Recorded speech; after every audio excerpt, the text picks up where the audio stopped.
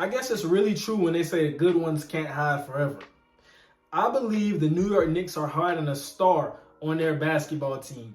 I love Jalen Brunson, new acquisition. I love Quentin Grimes. I love R.J. Barrett. I love Obi Toppin. I love all of those guys who are on this team, but I think there's somebody that's a little bit different. This is a guy who's leading the NBA in odds to win Sixth Man of the Year.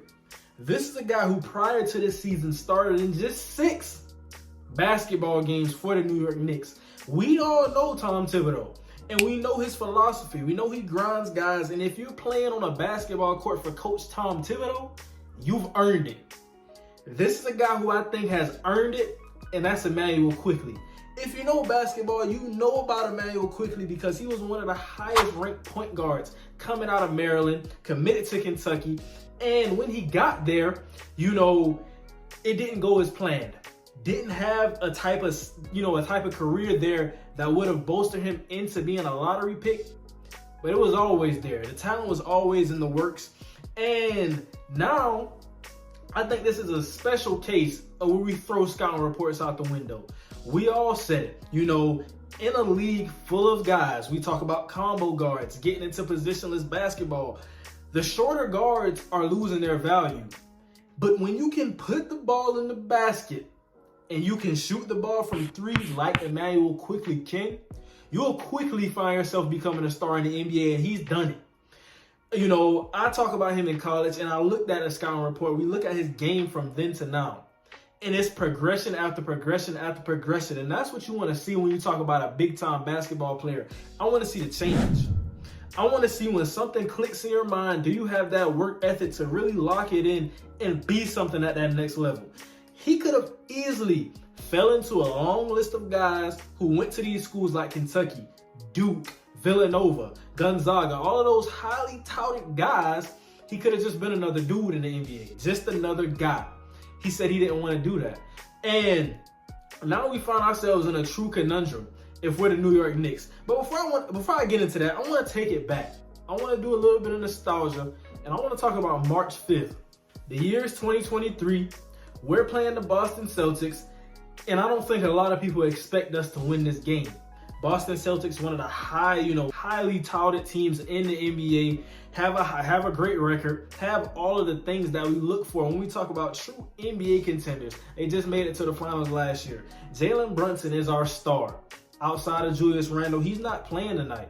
So it's time for Quickley to step up, and he stepped up and he stepped in big in this game. If you're a New York Knicks fan, I don't even have to tell you because you know what happened on this night. A double overtime victory, and Quickley did it. He shined in that game. In this game, looking at my notes, he had 38 points, 8 rebounds, 7 assists, but that's not really what the key thing was. The efficiency. Shot 15 of 28 from the field, 53.6. That's about 54%. Let's get to the three-point percentage because I already spoke that he can shoot that ball. 5 for 12 from the three-point line. That's 41.7, 42%. So Quickley can put the ball in the basket, and he can rack up points pretty quickly.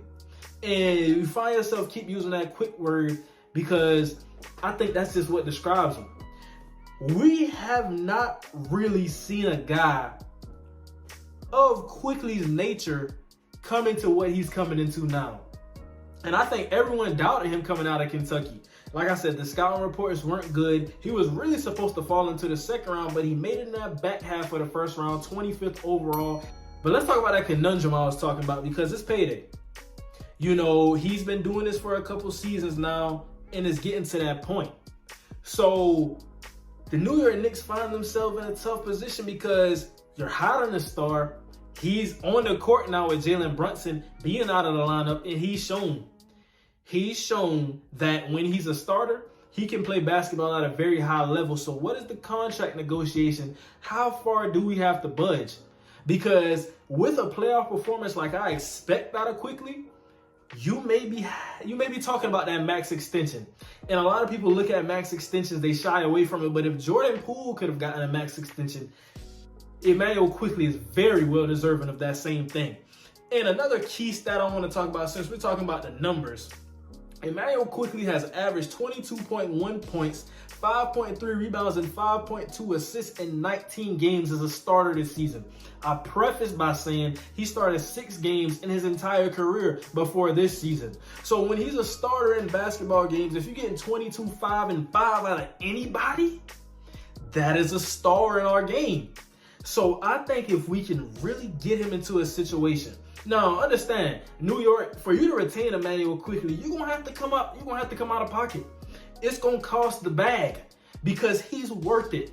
And I see reports. I'm looking at trying to find his value. I'm seeing somewhere around that DeAndre Hunter extension. The versatile wing who plays for Atlanta. But I think this is more than that. You can't really find guys who put the ball in the basket as efficiently at the rate that he does. And I know wing players are valued high in today's game, but Quickly is just something different. And I think he's a guard who can be on a very high level competing basketball team.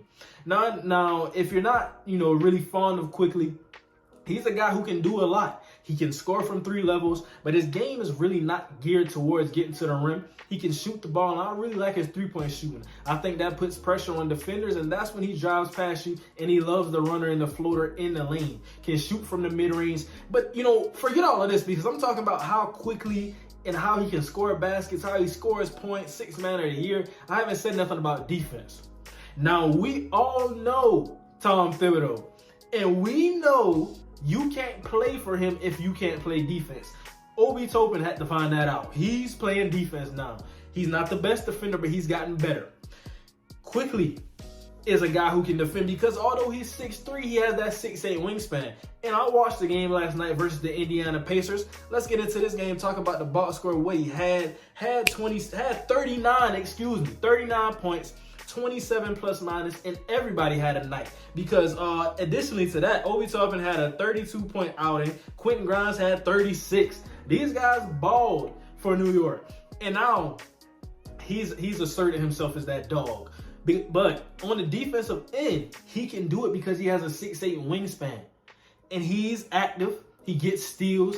He guards the ball. He does a lot of things that you like. He just plays basketball the right way. And when you can play basketball the right way and you can get your own shot, you can still score, running that pick and roll with Mitchell Robinson, I think New York, it's time to wake up. Because you have a star in that building, and I would really hate for all of New York. I would hate for their fans. I would hate for you to lose Emmanuel Quickly because I don't think there's many that come like him.